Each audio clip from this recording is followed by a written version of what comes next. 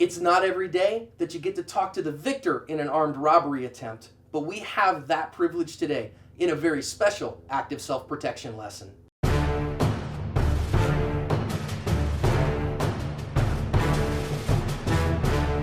This is my friend Daniel, and he and his family were the victims of an armed robbery attempt. Daniel, you want to tell us when that was and where? Yeah, it was 2 years ago this January. In January, my family was, 3 guys came in, tried to hit us, and thank God everything went well. Everything went down much better than planned.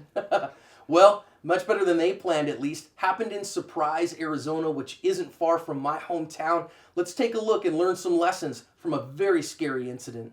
All right, Daniel, talk us through what happened in this instance.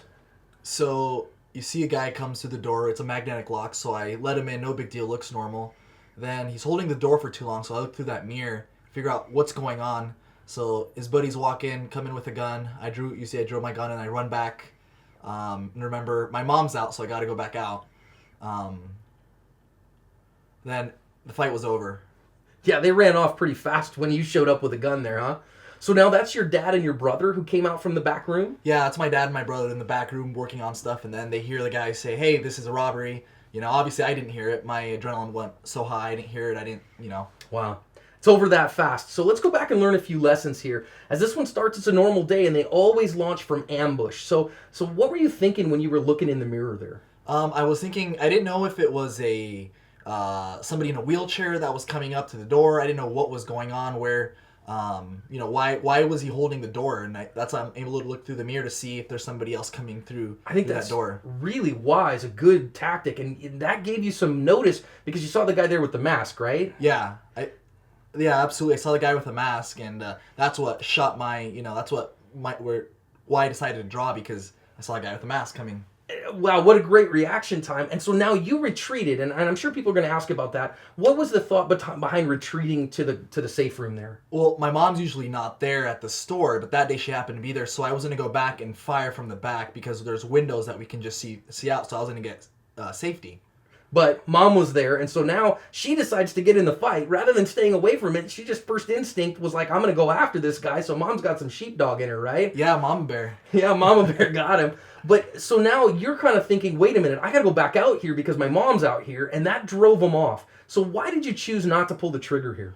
I couldn't pull the trigger because they had one of our clients there at the door. Right on the other side of the wall, there's employees working for an office that's next to us, so there was a lot of stuff going on at that moment. It just all happened so fast. Well, and at the end of the day, you drove them off, and so, of course, we don't have any problems with that. You stopped the threat with your firearm. That's a great defensive gun use. Now your dad and your brother both have firearms on them, and they're out as well, so these guys really picked the wrong store here because you guys are all armed.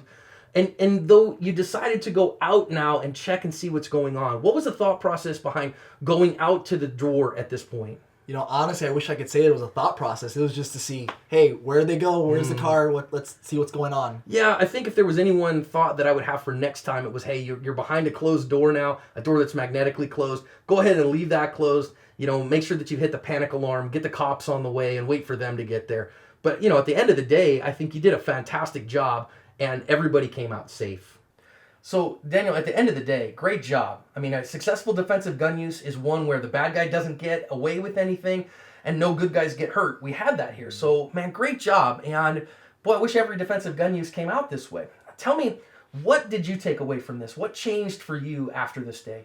I think the big thing was my awareness went up for everything. After that, I critiqued everything back and forth. What could I have done better? What could I do better for next time? But the biggest thing is the awareness, and that's why these videos for me have been so important, because I watch and I'm aware, and different scenarios that I could possibly go, because for us and for everyone, for us especially, I feel it's a actual thing that we're just waiting for the day that does happen. Unfortunately, just the world we live in. But the biggest thing is just the awareness, just being aware of everyone and what are they doing, just looks and faces people make. And well, I hope everybody takes from this, number one, that you guys were ready. You had your firearm on you. You were ready to go, and you responded in the moment. Now, I know you've kind of kicked yourself a few times about, I backed up, but your mom wasn't usually there, and you went back out after her when you knew that there was somebody coming into the store with a gun. I think that's commendable. I think that you took the appropriate actions in the moment. You didn't pull the trigger. The guy was running by the time you had a shot, and it was a difficult shot to take. So overall, I think you did a fantastic job. Kind of difficult for you to process emotionally over the months afterwards? Yeah, absolutely. It took a while. Beginning to trust people. You know, even I'd see little old ladies and wonder what's their deal. You know, but just beginning to trust people, and that took a while to get over. You know, you just don't realize the whole thing. If you look at the video, last 9 seconds, I didn't realize how much that 9 seconds would affect my life. You know, it feels like so many times people are, you know, excited to be in a situation like that, but once it happens, it's just not fun at all. Not something I would recommend it for anybody to go through. Bit. And the last thing that I would say is, I know that you told me, I don't want to get into specifics for operational security, but when you guys moved into a new shop after that, you guys took some steps to say, wait a minute, if this happens again, we want to put ourselves in a place, and you designed the shop such that you had a better chance and more effective defense if somebody were to come and do that again. Is that correct? Yeah, absolutely. Anywhere you go in the shop, you know, there's eyes everywhere. So just one little thing, yeah. So, and I'm sure you'd recommend for the people that, whether they're in a retail environment, certainly a jewelry environment, to have a plan in place, to work together as a team, to be ready for anything, because you don't get much notice when it happens. Yeah, absolutely. And something that I've had debates with friends about is even carrying a round in the chamber. You know, I had no time to rack the, you know, to rack slide and get it going. Yeah. There was no time whatsoever. So that was a huge deal. I mean, I would have, you know, would have been in trouble. Yeah. Would have been in trouble. Well, again, hope that it's helpful for you to actually see somebody who not only went through it, but won the fight, lived to tell about it. And guys, listen to things that happen like this so that you can be ready, if God forbid it ever happens to you, to cover your ass.